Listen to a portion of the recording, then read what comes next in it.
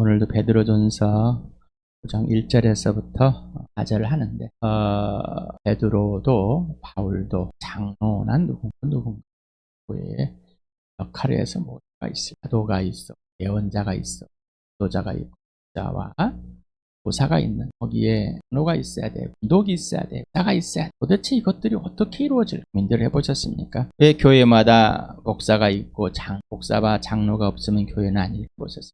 고민들 해보셨어요? 성경으로 돌아가자. 돌아가지. 마틴 루터, 캘빈, 종교개혁을 했던 분들도 않습니다. 근데 그 종교개혁 후손이라고 하는 지금에 있는 개신교라고 하는 돌아가고 싶지 않아요. 여러분 거듭나셨습니까? 구원 받으셨습니까? 구원파 같은 질문입니까? 이런 질문을 이단들이 진짜 질문을 못하게 만들어버려요. 거듭났습니까? 태어났습니까? 새 사람이 되었습니까? 걸작품이 되었습니까? 구원 받았습니까? 하나님의 자녀가 되었습니까? 똑같은 말. 이거는 하나님의 기적입니다. 여러분에게 인생에서 여러분이 유일무이하게 직접 경험되어지는, 직접 아버지의 뜻이 이루어지는 여러분에게 실제가 된 구원입니다. 거듭남입니다. 다시 태어남입니다. 새 사람입니다. 하나님의 작품이 된 겁니다. 예수 그리스도 안에서, 예수님의 죽으심과 부활을 통해서 여러분이 이룬 것이 아니라 기적입니다. 자, 그러면 교회는 기적의 사람들이 모인 겁니다. 하나님의 사람들이 모인, 하나님의 자녀들이, 하나님의 가족입니다. 그런데 거듭남과 구원과 영생과 하나님의 가족과 교회는 따로가 되어버렸습니다. 이 시간에 한번 고민해 봅시다. 왜 성경으로 돌아가는데 하는데 보고 싶은 것만 가고 내 필요한 것만 가고, 고난주간 누가 만들었을까? 연애 한 번씩 오는 부활절 누가 만들었을까? 왜 그게 필요할까? 왜 성탄절이 필요할까? 예수 그리스도는 오셔서 율법으로 안상하셨는데 왜 그것들이 다시 또 돌아가요? 뭔가 그래야지만이 교회에 좀 있는 것 같고, 그래야지만이 신앙심 있는 것 같을까요? 왜 교회에서 직분이라는 것이 있으면서 왜 교회에서 계급사회가 됐을까요? 왜 교회는 성직자가 있을까요? 그 성직자는 어디서 왔을까요? 왜 목사만 주의 종일까요? 사도들은 본인들이 주의 종이라고 그랬습니다. 우리 주 예수 그리스도의 종 바울은, 우리 주 예수 그리스도의 종 베드로는 종, 야고보는 이렇게 종이라고 부르는데 왜 목사만 종이고, 왜 목사만 고린도후서 13장 13절만 두 손 들고 이제는 우리 주 그리스도 예수 그리스도의 은혜와 하나님의 지극한 사랑과 성령의 교통하심이 여기에 모인 여러분이 영원히 있을지어다. 왜 이럴까요? 왜 특신도인 목사가 있고 특신도인 장로가 있을까요? 왜 성직자가 있을까요? 목사는 왜 성직자인데 장로는 왜 성직자가 아닐까요? 왜 목사들은 사회적인 직업을 가지면 안 될까요? 이제 와서는 목사들의 먹여 살릴 거 없으니까 반론이 많고 반발이 많으니까 왜 니네들만 잘 먹고 잘 사냐? 하나님 주신 은혜인데도 같이 나눠 먹자. 못 나눠주니까 니네들도 이제 직업을 가져라. 슬그머니 쭉 빠져버렸습니다. 전에는 목사가 직업을 가지면 안 돼. 세상과 이 성직은 구분이 돼야 돼, 구별이 돼야 돼라고 했는데 왜 그럴까요? 아니, 왜 시류에 따라서 흐를까요? 모 회장이 대통령 선거에 나와서 질문할 때 시류에 따라서 잘 흘러가는 것이죠 라고. 교회가 시류에 따라서 흘러갈까요? 그러면 질문을 해보겠습니다. 하나님의 기적이 일어난, 하나님의 주권 아래서 하나님의 일방적인 개입으로 여러분이 구원을 받았다고 했는데, 거듭났다고 했는데, 하나님의 자녀가 됐다고 했는데 왜 교회는 일방적으로 주권이 행사되지 않을까라는 말이죠. 고민을 한번 해봅시다. 오늘 베드로 전서와 디모데 전서와 디도서와 사도행전을 한번 읽어보겠습니다. 양은 많지 않습니다. 시작. 나는 여러분 가운데 장로로 있는 이들에게 같은 장로로서 또한 그리스도의 고난의 증인이요 앞으로 나타날 영광을 함께 누릴 사람으로서 권면합니다. 여러분 가운데 있는 하나님의 양떼를 먹이십시오. 억지로 할 것이 아니라 하나님의 뜻을 따라 자진하여 하고 더러운 이익을 탐하여 할 것이 아니라 기쁜 마음으로 하십시오. 여러분은 여러분이 맡은 사람을 지배하려고 하지 말고 양떼 모범이 되십시오. 그러면 목자장이 나타나실 때 변하지 않는 영광의 면류관을 얻을 것입니다. 디모데전서 읽겠습니다. 시작. 이 말은 옳습니다. 어떤 사람이 감독의 직분을 맡고 싶어 하면 그는 훌륭한 일을 바란다고 하겠습니다. 그러므로 감독은 책망할 것이 없으며 한 아내 남편이며 절제하며 신중하며 단정하며 나그네를 대접하며 가르치기를 잘하며 술을 즐기지 아니하며 난폭하지 아니하고 너그러우며 다투지 아니하며 돈을 사랑하지 아니하며 자기 가정을 잘 다스리며 언제나 위엄을 가지고 자녀들을 순종하게 하는 사람이라야 합니다. 자기 가정을 다스릴 줄 모르는 사람이 어떻게 하나님의 교회를 돌볼 수 있겠습니까? 또 새로 입교한 사람도 안 됩니다. 그리하면 그가 교만해져서 마귀가 받을 심판에 떨어질 위험이 있습니다. 감독은 또한 교회 밖의 사람들에게도 좋은 평판을 받는 사람이라 합니다. 그래야 그가 비방을 받지 않으며 악마의 올무에 걸리지 않을 것입니다. 이와 같이 집사애들도 신중하며 한 입으로 두 말을 하지 아니하며 술에 탐닉하지 아니하며 부정한 이득을 탐내지 아니하며 믿음의 비밀을 깨끗한 양심에 간직한 사람이라 합니다. 이런 사람들을 먼저 시험하여 보고 책망받을 일이 없으면 집사 일을 하게 하십시오. 이와 같이 자들도 신중하며 험담하지 아니하며 절제하며 모든 일에 성실한 사람이라 합니다. 집사들은 한 아내의 남편이며 자녀와 가정을 잘 다스리는 사람이라 합니다. 집사의 직무를 잘 수행한 사람들은 좋은 지위를 얻게 되고 그리스도 예수를 믿는 믿음에 큰 확신을 얻게 됩니다. 내가 그대를 크레타에 남겨둔 것은 남은 일들을 정리하고 내가 지시한 대로 성읍마다 장로들을 세우게 하려는 것입니다. 장로는 흠잡을 데가 없어야 하며 한 아내의 남편이라 하며 그 자녀가 신자라 하며 방탕하다거나 순종하지 않는다는 비난을 받지 않아야 합니다.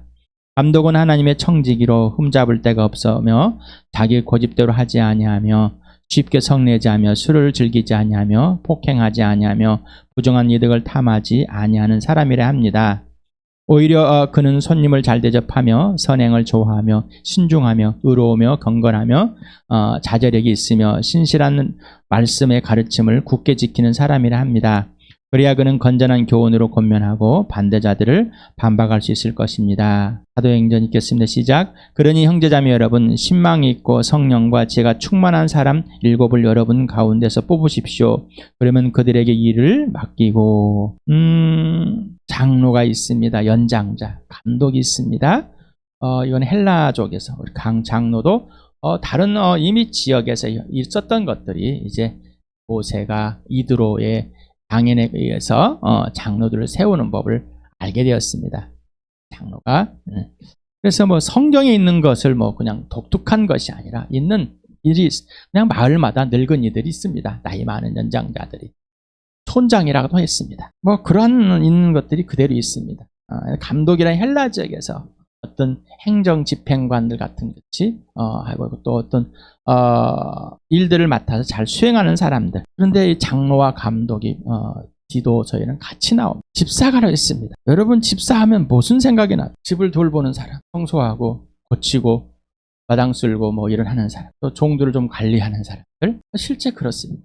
자, 이런 세상에 있는 이미 있는 것들을 하나님께서는 사용하시는데 우리가 새로운 피조물이 되고 새 사람이 되어 거듭났듯이 이 거듭난 사람들의 이 모임 속에서 우리는 변하지 않고 우리는 있는 땅에서 살고 있습니다. 어떤 것으로 막 4차원의 예수님처럼 변해가지고 부활의 몸을 가지고 있는 것이 아니라 이 땅에서 있는 그대로, 그러나 영적으로는 죽었다가 살아난 사람이 된 것입니다. 이름도 그대로였습니다. 임석현. 거듭나기 전에 임석현, 거듭나고서도 임석현. 그러니까 또 이게 또 이상해서 영세를 받으면 세례명을 주는 이 개톨릭에 왜 바울도 바울이 되고 베바도 베드로가 됐으니까 뭔가 변화를 주고 뭔가 있어야 되는 것 같아. 누구 입장에서? 내 입장에서.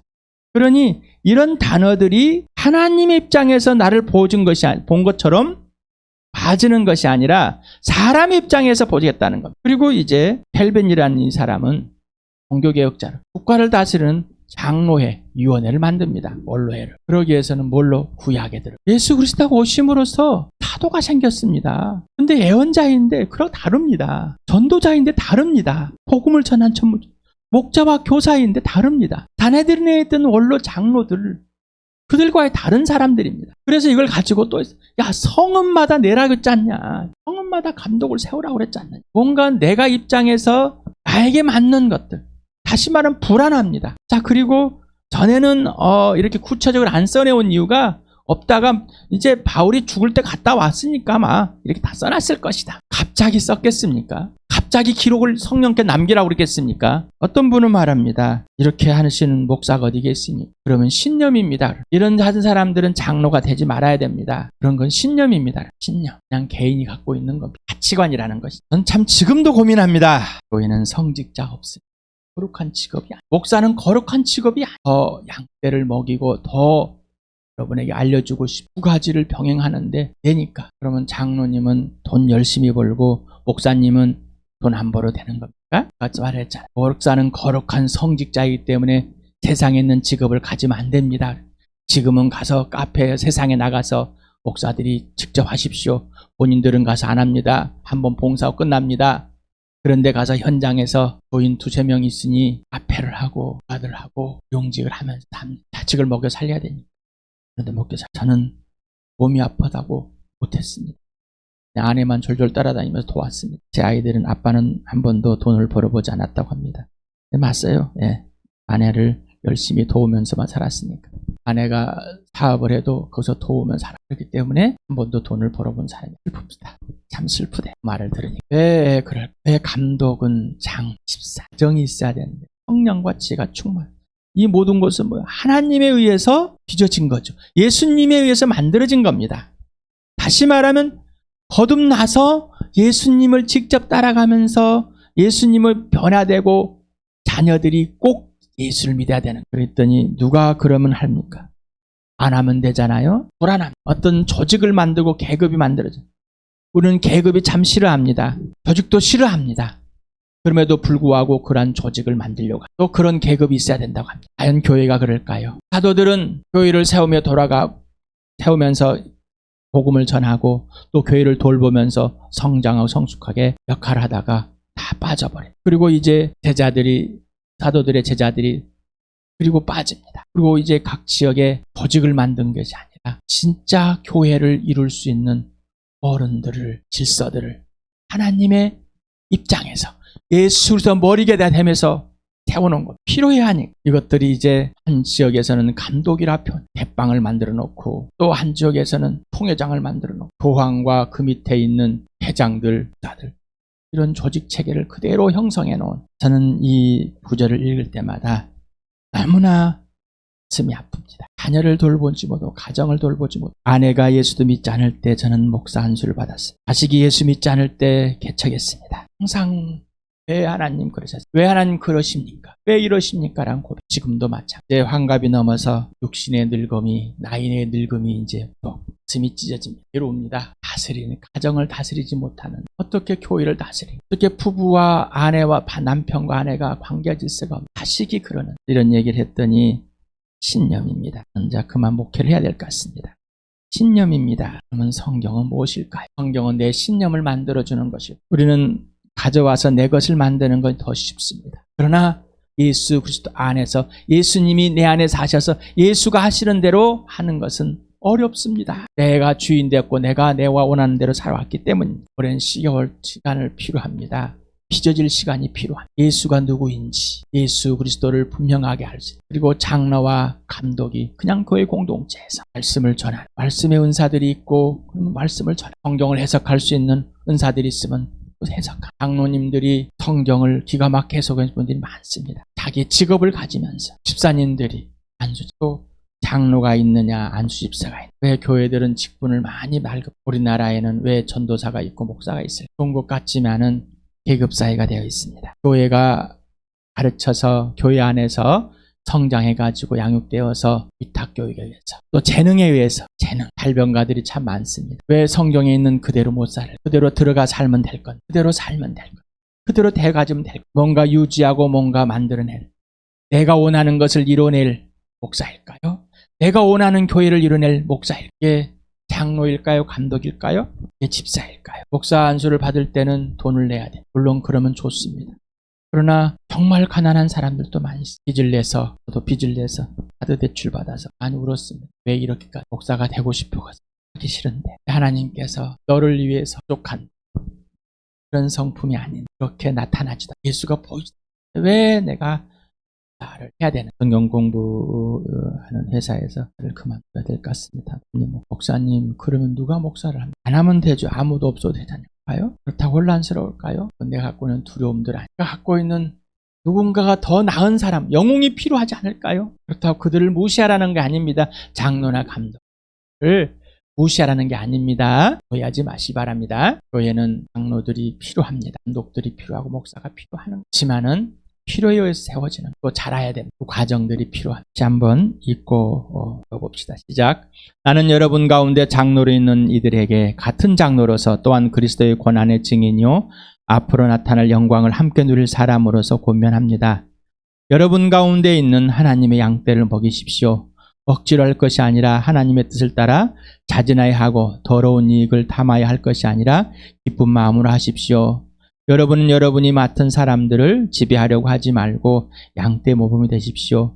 그러면 목자장이 나타나실 때 변하지 않는 영광의 면류관을 얻을 것입니다. 이 말은 옳습니다. 어떤 사람이 감독의 직분을 맡고 싶어 하면 그는 훌륭한 일을 바란다고 하겠습니다. 그러므로 감독은 책망할 것이 없으며 한 아내의 남편이며 절제하며 신중하며 단정하며 나그네를 대접하며 가르치기를 잘하며 술을 즐기지 아니하며 난폭하지 아니하며 너그러우며 다투지 아니하며 돈을 사랑하지 아니하며 자기 가정을 잘 다스리며 언제나 유엄을 가지고 자녀들을 순종하게 하는 사람이라야 합니다. 자기 가정을 다스릴 줄 모르는 사람이 어떻게 하나님의 교회를 돌볼 수 있겠습니까? 또 새로 입교한 사람도 안 됩니다. 그리하면 그가 교만해져서 마귀가 받을 심판에 떨어질 위험이 있습니다. 감독은 또한 교회 밖의 사람들에게도 좋은 평판을 받는 사람이라 합니다. 그래 그가 비방을 받지 않으며 악마의 올무에 걸리지 않을 것입니다. 이와 같이 집사들도 신중하며 한 입으로 두 말을 하지 아니하며 술에 탐닉하지 아니하며 부정한 이득을 탐내지 아니하며 믿음의 비밀을 깨끗한 양심에 간직한 사람이라야 합니다. 이런 사람들을 먼저 시험하여 보고 책망받을 일이 없으면 집사 일을 하게 하십시오.